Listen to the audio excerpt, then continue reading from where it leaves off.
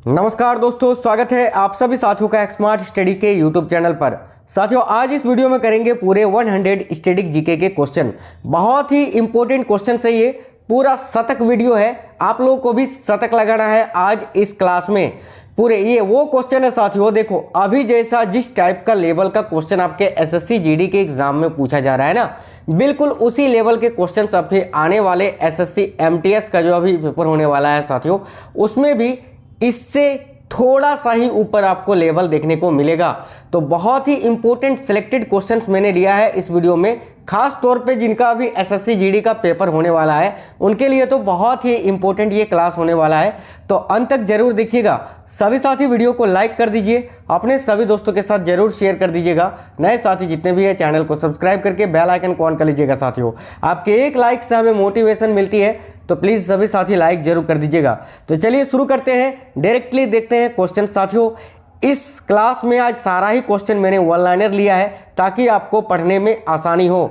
चलिए देखिएगा, पहला क्वेश्चन आज का हमारा है, भगवान बुद्ध को ज्ञान की प्राप्ति कहाँ हुई थी? यानी महात्मा बुद्ध या गौतम बुद्ध को ज्ञान की प्राप्ति कहाँ हुई थी? तो इस क्वेश्चन का राइट आंसर आपका हो जाएगा बोध गया में। याद रखना, बोध गया राइट आंसर आएगा। नेक्स्ट क्वेश्चन है, आर्य समाज की स्थापना किसने की थी? तो साथियों देखिए, आर्य समाज की बात करें तो इसकी स्थापना स्वामी दयानंद सरस्वती जी ने 1875 ईस्वी में की थी, मुंबई में।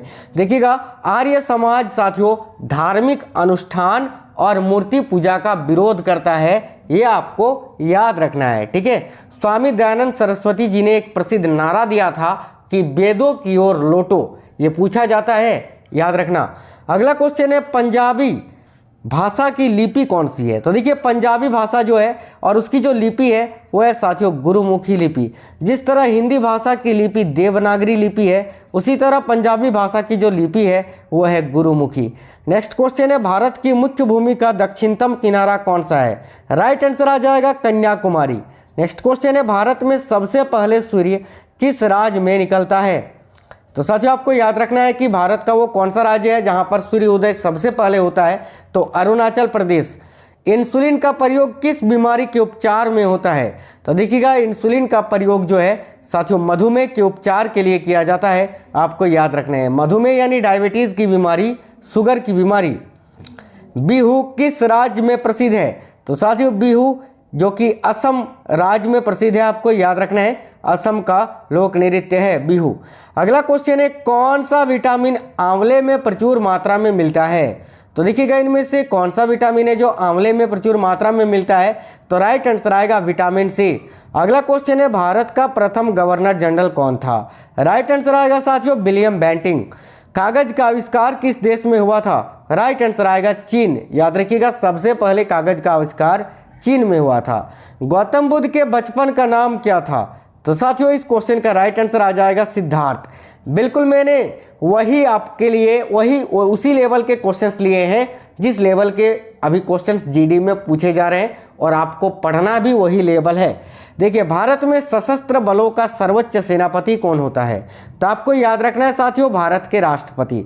नेक्स्ट क्वेश्चन है, रतौंधी किस विटामिन की कमी से होता है? तो रतौंधी का अर्थ होता है साथियों रातों का अंधा, और ये किस विटामिन की कमी से होता है? तो विटामिन ए की कमी से।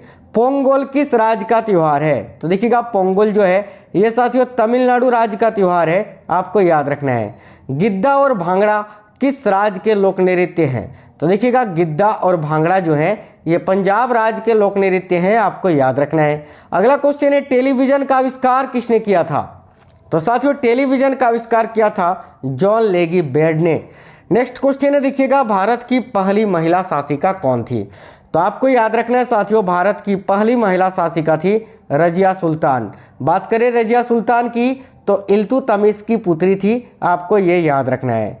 मछली किसकी सहायता से सांस लेता है? बहुत ही सिंपल क्वेश्चन है, और आपको याद रखना है गलफड़ों की सहायता से या गिल्स की सहायता से। इनकलाब जिंदाबाद का नारा किसने दिया? तो याद रखिएगा, इनकलाब जिंदाबाद का नारा जो है वह भगत सिंह ने दिया था। जलियांवाला बाग हत्याकांड कब हुआ, कहाँ हुआ था? तो साथियों जलियांवाला बाग हत्याकांड जो है ये 1919 ईस्वी में अमृतसर में हुआ था, पंजाब में। 1939 में कांग्रेस छोड़ने के बाद सुभाष चंद्र बोस ने किस दल की स्थापना की थी? तो राइट आंसर आएगा साथियों फॉरवर्ड ब्लॉक। अगला क्वेश्चन है पंजाब केसरी किसे कहा जाता है? तो देखिएगा पंजाब केसरी कहा जाता है लाला लाजपत राय को, क्योंकि लाला लाजपत राय जी ये पंजाब से ही थे। नेक्स्ट क्वेश्चन है सैंडर्स की हत्या किसने की थी? तो साथियों देखिएगा सैंडर्स की हत्या किसने की थी? तो भगत सिंह ने। नेक्स्ट क्वेश्चन है 1857 ईस्वी के विद्रोह में किसने अपना बलिदान सबसे पहले दिया था? तो राइट आंसर आएगा साथियों मंगल पांडे ने।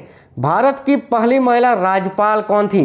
तो साथियों देखिएगा भारत की पहली महिला राज्यपाल थी सरोजिनी नायडू। नेक्स्ट क्वेश्चन है माउंट एवरेस्ट पर 2 बार चढ़ने वाली पहली महिला कौन थी? तो आपको याद रखना है साथियों संतोष यादव। ब्रह्म समाज की स्थापना किसने की थी? तो आपको याद रखना है राजा राममोहन राय जी ने 1828 ईस्वी में। नेक्स्ट क्वेश्चन है स्वामी दयानंद सरस्वती का मूल नाम क्या था? तो साथियों स्वामी दयानंद सरस्वती जी का मूल नाम था मूलशंकर। देखिए क्वेश्चन आ ही गया, वेदों की ओर लौटो का नारा किसने दिया था? तो मैंने अभी आपको बताया दयानंद सरस्वती जी ने। रामकृष्ण मिशन की स्थापना किसने की थी? तो देखिएगा रामकृष्ण मिशन की स्थापना की थी स्वामी विवेकानंद जी ने। वास्को डी गामा कब भारत आए थे? तो देखिए वास्को डी गामा जिनको भारत का खोजकर्ता के रूप में जाना जाता है, और ये भारत आए थे 1498 ईस्वी में। वास्को डी गामा कहाँ का रहने वाला था? साथियों राइट आंसर हो जाएगा पुर्तगाल का। हवा महल कहाँ स्थित है? तो देखिएगा हवा महल जो है वह जयपुर में स्थित है, जयपुर राजस्थान में। अगला क्वेश्चन है हमारा सिख धर्म का संस्थापक किस सिख गुरु को माना जाता है? तो राइट आंसर है गुरु नानक देव जी को। सिखों का प्रमुख त्योहार कौन सा है? तो देखिएगा सिखों का प्रमुख त्योहार है साथियों बैसाखी। अगला क्वेश्चन है लौह पुरुष किस महापुरुष को कहा जाता है? तो भारत का लौह पुरुष जो है सरदार वल्लभ भाई पटेल को कहा जाता है। नेक्स्ट क्वेश्चन है नेताजी किस महापुरुष को कहा जाता है? तो साथियों नेताजी किनको कहा जाता है? सुभाष चंद्र बोस जी को। अगला क्वेश्चन है दिल्ली स्थित लाल बहादुर शास्त्री की समाधि का क्या नाम है? तो देखिएगा दिल्ली में जो लाल बहादुर शास्त्री जी का समाधि है उसका नाम है विजय घाट। नेक्स्ट क्वेश्चन है महाभारत के रचयिता कौन है? तो आपको याद रखना है साथियों महाभारत के रचयिता है महर्षि वेदव्यास। अगला क्वेश्चन है अर्थशास्त्र नामक पुस्तक किसने लिखी है? तो देखिएगा अर्थशास्त्र नामक पुस्तक के लेखक है चाणक्य, कौटिल्य या तो विष्णुगुप्त, तीनों इन्हीं का नाम है। जय जवान जय किसान का नारा किसने दिया था? आपको याद रखना है लाल बहादुर शास्त्री जी ने। संविधान सभा का स्थायी अध्यक्ष कौन था? तो देखिएगा संविधान सभा का स्थायी अध्यक्ष था डॉक्टर राजेंद्र प्रसाद जी, और अस्थायी अध्यक्ष कौन थे? तो याद रखना सच्चिदानंद सिन्हा जी। संविधान सभा की प्रारूप समिति के अध्यक्ष कौन थे? तो साथियों आपको याद रखना है डॉक्टर भीमराव अंबेडकर। विश्व रेड क्रॉस दिवस किस तारीख को मनाया जाता है? तो राइट आंसर है साथियों 8 मई को। सूर्योदय का देश के नाम से कौन सा देश प्रसिद्ध है? तो देखिएगा सूर्योदय का देश के नाम से कौन सा देश प्रसिद्ध है? तो जापान। अंतर्राष्ट्रीय महिला दिवस किस तिथि को मनाया जाता है? तो साथियों देखिएगा अंतर्राष्ट्रीय महिला दिवस जो है ये 8 मार्च को मनाया जाता है। नेक्स्ट क्वेश्चन है क्षेत्रफल की दृष्टि से भारत में सबसे छोटा राज्य कौन सा है? तो क्षेत्रफल की दृष्टि से भारत में सबसे छोटा राज्य है साथियों गोवा। ओणम किस राज्य का प्रसिद्ध त्योहार है? तो राइट आंसर है केरल का। दिल्ली भारत की राजधानी कब बनी थी? तो आपको याद रखना है साथियों दिल्ली से पहले भारत की राजधानी कोलकाता हुआ करती थी, और 1911 में लॉर्ड हार्डिंग ने घोषणा करी थी कि दिल्ली की राजधानी जो है माफ करना भारत की जो राजधानी है वो दिल्ली से कोलकाता स्थानांतरित की जाए। और स्थानांतरित कब किया गया था? तो 1912 में, 1911 में घोषणा हुई थी। अगला क्वेश्चन है सबसे चमकीला ग्रह कौन सा है? राइट आंसर है शुक्र। अगला क्वेश्चन है भारत में या भारत के राष्ट्रीय झंडे की लंबाई और चौड़ाई में अनुपात कितना है? तो आपको याद रखना है 3:2। ऑप्शन नहीं है, 3:2 आपको याद रखना है साथियों। अगला क्वेश्चन है भारत का राष्ट्रगान किसने लिखा? तो देखिएगा भारत का राष्ट्रगान रविंद्रनाथ टैगोर जी ने लिखा था। अगला क्वेश्चन है भारत का राष्ट्रीय गीत कौन सा है? तो आपको याद रखना है साथियों भारत का जो राष्ट्रीय गीत है वह है वंदे मातरम। अगला क्वेश्चन है भारत का राष्ट्रीय गीत किसने लिखा था? तो बंकिम चंद्र चटर्जी ने। महात्मा गांधी को राष्ट्रपिता सबसे पहले किसने कहा था? याद रखना नेताजी सुभाष चंद्र बोस ने। अगला क्वेश्चन है हमारा राष्ट्रीय पंचांग कौन सा है? तो आपका राइट आंसर हो जाएगा साथियों शक संवत। राष्ट्रगान गाने की अवधि कितनी है? देखिएगा हमारे जो राष्ट्रगान है जनगण मन, इसको गाने की अवधि है साथियों 52 सेकंड का। रेडियो एक्टिविटा की खोज किसने की थी? तो आपको याद रखना है रेडियो एक्टिविटा की खोज जो है देखिए किसने की थी? तो हेनरी बेकरल ने। पेसमेकर का संबंध शरीर के किस अंग से है? वेरी इंपॉर्टेंट क्वेश्चन है, आपको याद रखना है हृदय से। अगला क्वेश्चन है मानव शरीर की किस ग्रंथि को मास्टर ग्रंथि कहा जाता है? राइट आंसर है साथियों पीयूष ग्रंथि को, पिट्यूटरी ग्लैंड को, इसको मास्टर ग्रंथि बोला जाता है, आपको ये याद रखना है। और साथियों ये हमारे मस्तिष्क के आधार में मौजूद होता है और हमारे शरीर की सबसे छोटी ग्रंथि होती है। कार्बन का सर्वाधिक शुद्ध रूप कौन सा होता है? तो राइट आंसर है हीरा कार्बन, जिसका एटॉमिक नंबर 6 होता है। अगला क्वेश्चन है एक्सरे का आविष्कार किसने किया था? राइट आंसर है साथियों रॉन्टजन ने। किस धातु का प्रयोग मानव द्वारा सबसे पहले किया गया था? तो देखिएगा राइट आंसर आएगा तांबा धातु का। अंतरिक्ष यात्री को बाहरी आकाश कैसा दिखाई दे पड़ता है? तो याद रखना है आपको साथियों ब्लैक। दूरबीन का आविष्कार किसने किया था? तो राइट आंसर है साथियों गैलीलियो ने। दिल्ली स्थित महात्मा गांधी की समाधि का क्या नाम है? तो देखिएगा दिल्ली स्थित महात्मा गांधी की जो समाधि है उसका नाम है साथियों राजघाट। भारत में पहली रेल कहां से कहां तक चली थी? तो राइट आंसर है बम्बई। देखिए बम्बई वर्तमान में मुंबई से थाने के बीच 34 किलोमीटर, आपको ये भी याद रखना है। अगला क्वेश्चन है भारत में पहली बार मेट्रो रेल सेवा किस नगर में आरंभ की गई थी? याद रखना कोलकाता में। भारत में रेल का आरंभ किस सन में हुआ था? राइट आंसर है साथियों 1853 में, लॉर्ड डलहौजी के समय में। प्रथम भारतीय अंतरिक्ष यात्री कौन थे? बहुत ही इंपॉर्टेंट क्वेश्चन है, आपको याद रखना है स्क्वाड्रन लीडर राकेश शर्मा। और ये कब अंतरिक्ष में गए थे? तो 1984 में। अगला क्वेश्चन है भारत की प्रथम महिला मुख्यमंत्री कौन थी? राइट आंसर है साथियों श्रीमती सुचेता कृपलानी, और ये भी उत्तर प्रदेश राज्य की ही बनी थी। अगला क्वेश्चन है हरियाणा के पहले मुख्यमंत्री कौन थे? तो साथियों राइट आंसर आएगा पंडित भगवत दयाल शर्मा जी। अगला क्वेश्चन है संयुक्त राष्ट्र संघ की स्थापना कब हुई थी? तो राइट आंसर है 24 अक्टूबर 1945 को। अगला क्वेश्चन है साथियों संयुक्त राष्ट्र संघ का मुख्यालय कहाँ स्थित है? तो देखिएगा राइट आंसर आएगा न्यूयॉर्क में।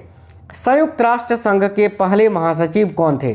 तो साथियों देखिएगा राइट आंसर आएगा ट्रिगवेली है ना। नेक्स्ट क्वेश्चन इस समय संयुक्त राष्ट्र संघ के कितने देश सदस्य हैं? राइट आंसर है 193। अगला क्वेश्चन है संयुक्त राष्ट्र संघ सुरक्षा परिषद के कितने देश सदस्य होते हैं? तो याद रखना 15। अगला क्वेश्चन है संयुक्त राष्ट्र संघ सुरक्षा परिषद के कितने देश स्थायी सदस्य हैं? तो राइट आंसर है 5।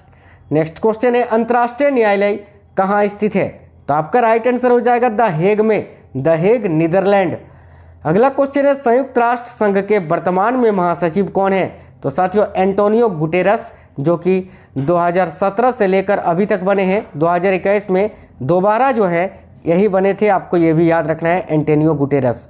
अगला क्वेश्चन है संयुक्त राष्ट्र महासभा में हिंदी में भाषण देने वाले भारतीय कौन थे? तो अटल बिहारी वाजपेयी।